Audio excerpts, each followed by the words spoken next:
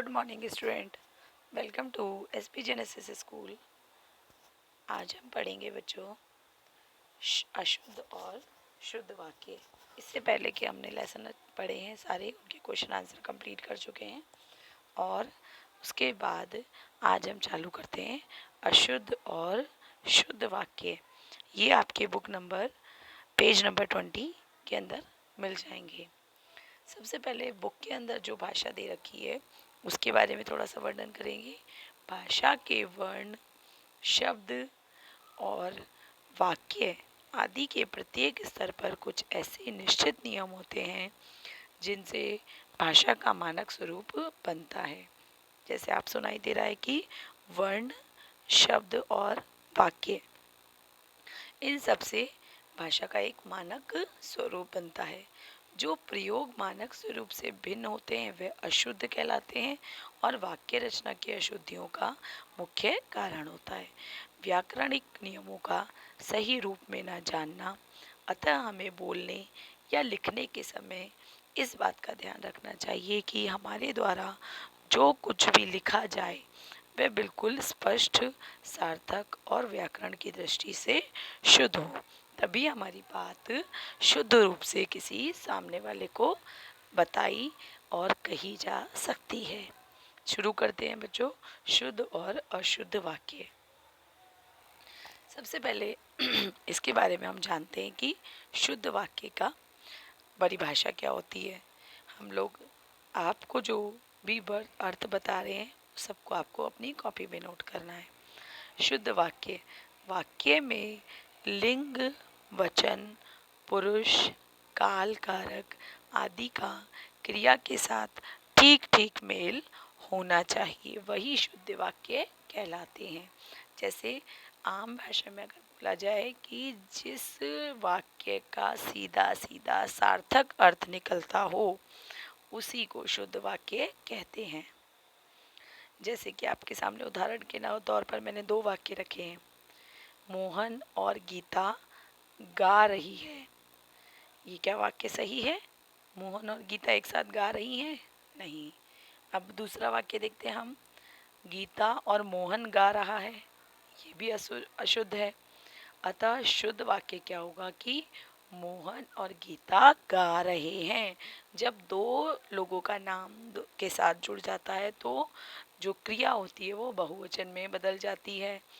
इसीलिए हमें अगर पहले वाक्य में देखेंगे कि गीता गा रही है तो मोहन का संबंध उससे नहीं हुआ, और दूसरे वाक्य में मोहन गा रहा है तो गीता का संबंध उससे नहीं हुआ, इसीलिए वाक्य शुद्ध नहीं हुआ।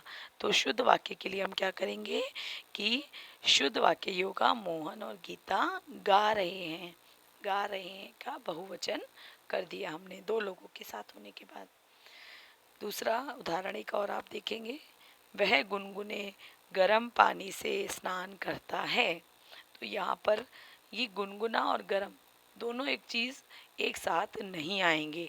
अगर पानी गर्म है तभी वो गुनगुना हुआ है, तो इसीलिए गर्म का हटा देंगे हम और वह गुनगुने पानी से स्नान करता है। शुद्ध वाक्य सिर्फ इतना ही होगा। ये सारे उदाहरण आपको लिखने हैं। तीसरा उदाहरण देखें आप। माताजी बाजार गए हैं। तो माताजी बाजार गई हैं, शुद्ध वाक्य यहाँ पर होगा। गई हैं पे मात्रा लगेगी पूरी, क्योंकि हम उनको सम्मान के साथ बोल रहे हैं। चौथा वाक्य उदाहरण होगा मैं मेरा काम कर लूँगा। तो आप ध्यान रखें, मैंने मेरा के नीचे अंडरलाइन करी है। हमेशा मैं और मेरा हमने पढ़ा है सर्वनाम, मैं, मेरा, तुम, तुम्हारा। तो एक साथ दो सर्वनाम का उपयोग एक वाक्य में नहीं होता। अगर मैं लिखा हुआ है तो मेरा नहीं आएगा, तो मैं अपना काम कर लूँगा शुद्ध वाक्य ये कहलाएगा। आगे चलते हैं बच्चों।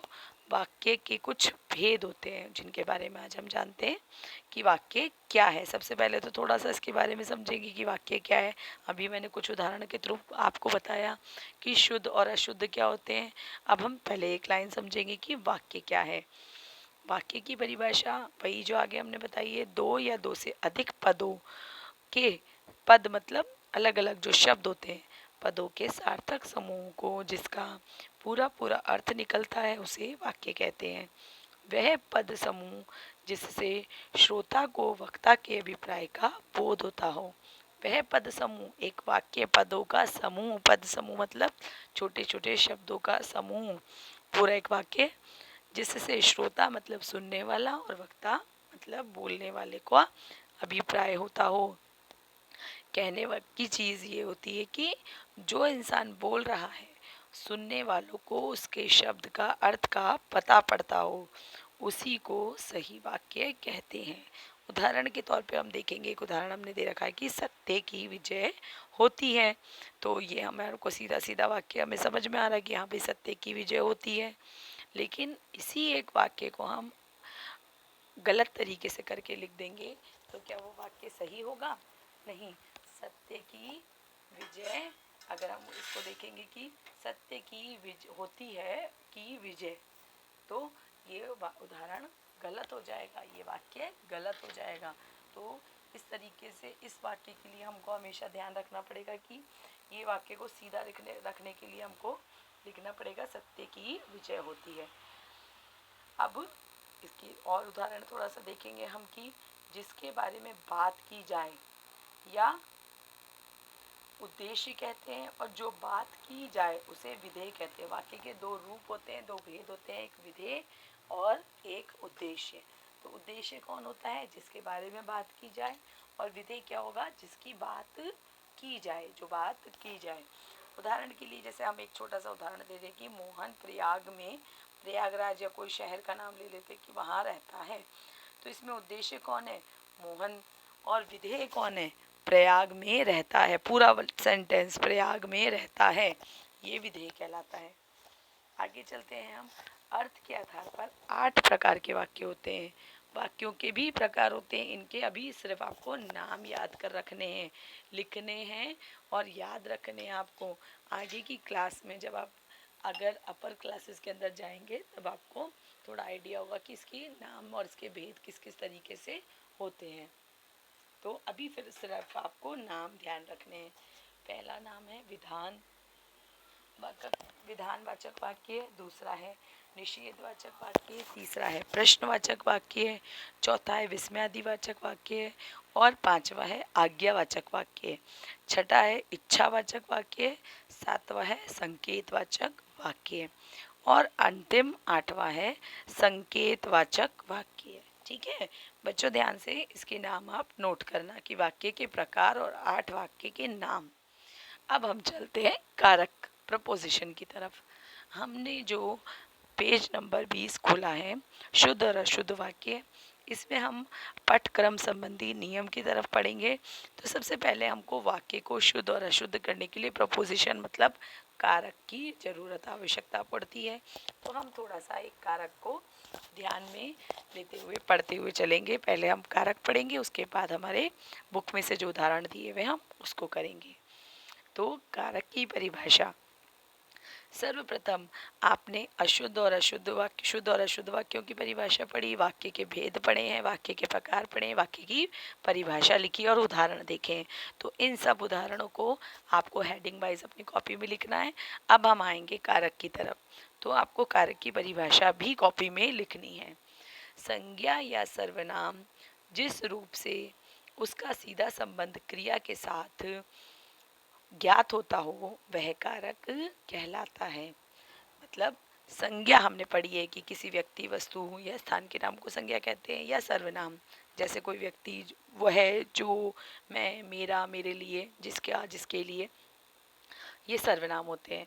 तो संज्ञा या सर्वनाम के जिस रूप से उसका सीधा संबंध क्रिया के साथ ज्ञात होता हो उसको कारक कहते हैं या वह कारक कहलाता है।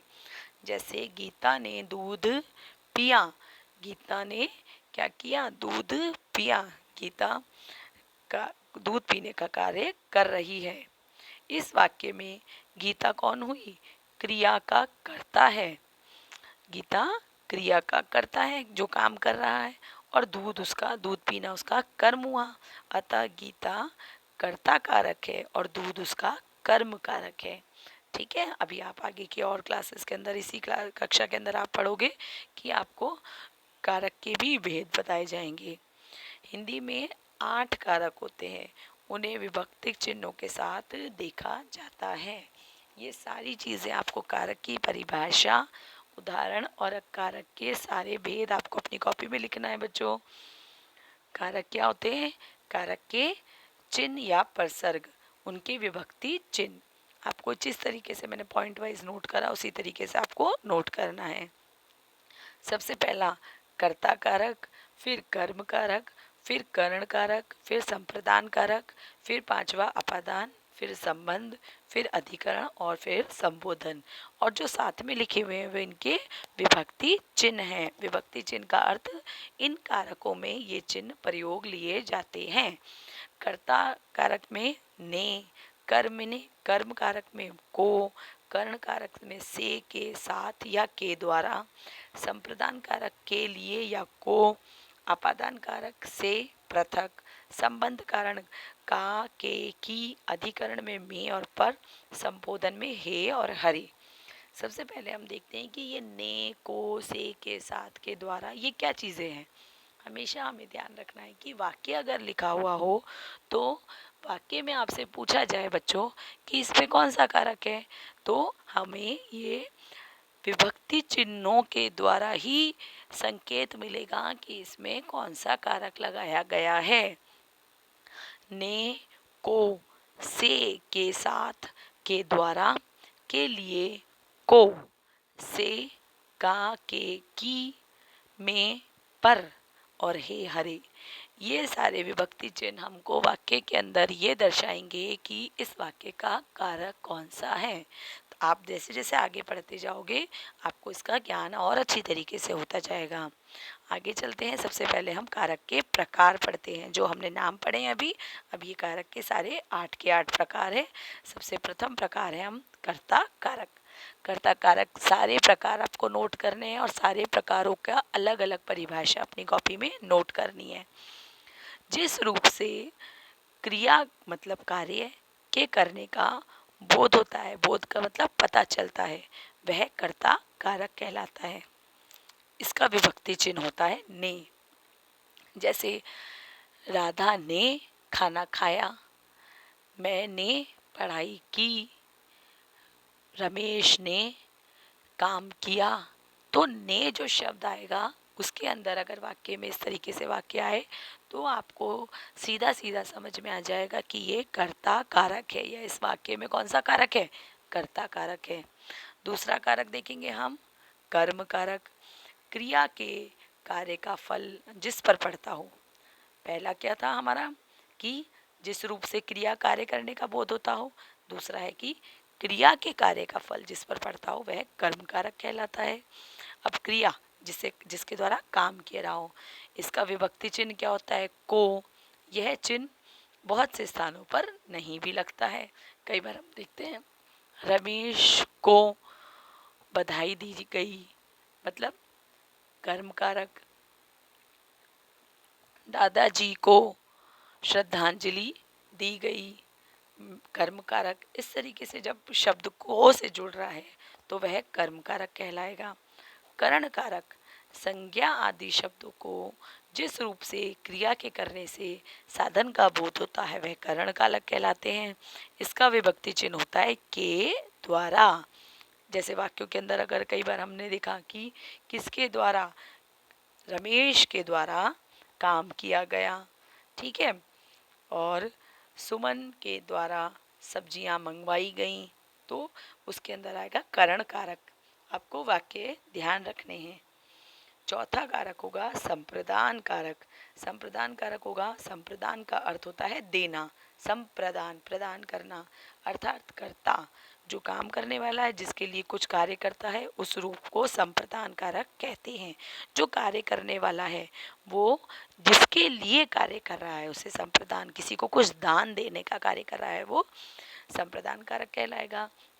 इसका विभक्ति चिन्ह होगा के लिए, है ना। तो आगे पढ़ेंगे हम। जैसे शिक्षा के लिए विद्यालय है और पूजा के लिए मंदिर है, तो इस तरीके के वाक्यों के अंदर आपको संप्रदान कारक दिखाई देगा। अपादान कारक, संज्ञा के जिस रूप से एक वस्तु का दूसरी से अलग होना पाया जाए वह अपादान कारक कहलाता है। इसका विभक्ति चिन्ह से है। ठीक है, आगे पढ़ते हैं बच्चों। छठा, संबंध कारक, शब्द के जिस रूप में से किसी एक वस्तु का दूसरी वस्तु से संबंध प्रकट हो वह संबंध कारक कहलाता है। का, के, की, रा, रे, री। ठीक है ना, इस तरीके के कई सारे वाक्य आएंगे जिसमें एक दूसरे से संबंध प्रकट होता हो, वह संबंध कारक कहलाते हैं। आठवां होगा संबोधन कारक, जिससे किसी को बुलाने अथवा सचेत करने का भाव प्रकट हो उसे संबोधन कारक कहते हैं। संबोधन चिन्ह इस तरीके से लगाया जाता है, हमने चिन्ह बताए थे, तो चिन्हों के अंदर संबोधन चिन्ह। ठीक है बच्चों, आज जो हमने कक्षा ली है ये हमारा अशुद्ध और शुद्ध वाक्यों के अंदर हम जो शुरू करेंगे उस वक्त उदाहरणों के अंदर हमारे कारक भी आएंगे। उन्हीं कारकों को ध्यान में रखते हुए सबसे पहले हमने वाक्य की परिभाषा पढ़ी है, शुद्ध और अशुद्ध वाक्य पढ़े हैं, और कारक के सारे प्रकार पढ़े हैं, कारक के सारे नाम पढ़े हैं, कारक के विभिन्न विभक्ति चिन्ह पढ़े हैं, और इन सब को आपको कॉपी में नोट करना है। कारक की परिभाषा और वाक्य के आधार पर अर्थ के वाक्य के 8 प्रकार, और वाक्य की परिभाषा, वाक्य के उदाहरण, और वाक्य क्या है, वाक्य के क्या भेद है, और ये वाली परिभाषा, शुद्ध वाक्य की परिभाषा। ठीक है ना, ये सब आपको नोट करना है बच्चों। इसी के साथ आज की कक्षा हम समाप्त करते हैं। Thank you so much. अगली क्लास में मिलते हैं हम लोग। थैंक यू बच्चों।